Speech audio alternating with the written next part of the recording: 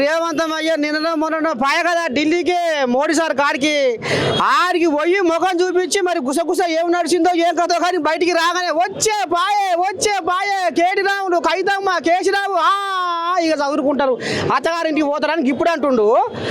అమ్మో ఎట్ట సంగతి అమ్మ అయితే బీఆర్ఎస్ వాళ్ళు కాంగ్రెస్ వాళ్ళు ఒకటే ఆడికి పోయి కలిసిండో లేదా వచ్చే రాకట్లా ఈ ముచ్చిన ముంగటేసుకుంటుండు రేవంతం అని ఇప్పుడు కైతమ్మ ఓ అమ్మ చిన్న సన్న పొంగుడు కాదు చిన్న సన్న ఆమెకు ఆ అమ్మాయి తట్టుకోలేకపోతుంది కడుపులో కుమ్మర మురుగుతుంది అక్కో. ఇప్పుడు ఆమె బీఆర్ఎస్ పార్టీలు ఏంటంటే వర్కింగ్ ప్రెసిడెంటా మహిళా ప్రెసిడెంట్ ఆమెకి ఏముందానికి ఇవన్నీ మాట్లాడుతుంది ఆమె కేసీఆర్ బిడ్డనే మాట్లాడుతుంది అంతేనా. రేవంత్ రెడ్డి ఈ రాష్ట్రానికి పీసీ ప్రెసిడెంట్గా చేసిండు ముఖ్యమంత్రిగా చేసిండు.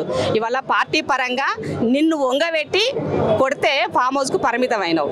ఇవాళ ప్రభుత్వంలో ముఖ్యమంత్రిగా ఇవాళ ఈ ప్రజలకు ఇచ్చిన హామీలు నెరవేర్చాలంటే పార్టీలు వేరైనా ప్రభుత్వ పరంగా కేంద్రానికి నేను సహకరిస్తా అని చెప్పిండు. పెద్దన్నగా నిన్ను రిసీవ్ చేసుకుంటా అని చెప్పిండు. నువ్వు సహకరించి నా రాష్ట్రానికి నిధులు ఇవ్వమని అడుగుతున్నాడు.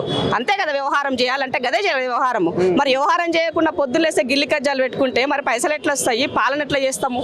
అదే కదా ప్రజలు ఓటేసింది ఎందుకు కొట్లాడమనేసిరా కాదు కదా. నువ్వు నాకు సంక్షేమం చేయమనేసిరు ప్రజలు ఓటు.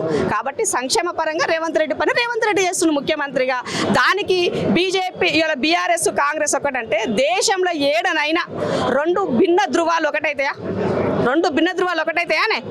బీజేపీకి కాంగ్రెస్కి వ్యతిరేకంగా పుట్టింది బీజేపీని ఒక ఐడియాలజీని బీజేపీ పరంగా ఇవాళ ప్రజల్లో ఉన్నటువంటి మతతత్వ రాజకీయాలు రెచ్చగొడుతూ ప్రజల్ని పేదోళం చేస్తున్నటువంటి బీజేపీని ఎప్పుడు బొంద పెడతామని రాహుల్ గాంధీ నాయకత్వంలో పనిచేస్తున్న కార్యవర్గం ఇవాళ కాంగ్రెస్ పార్టీది. ఈ రెండు కలిసి పనిచేస్తాయా సపోర్ట్ చేసుకుంటే ఎక్కడైనా అయ్యే పని అది చెప్తేనన్నా కానీ చెప్పటోనికి సిగ్గు లేకపోయినా వినటోనికి అని ఉంటుంది కదా ఇంత అంతా అవునా అది ముచ్చట.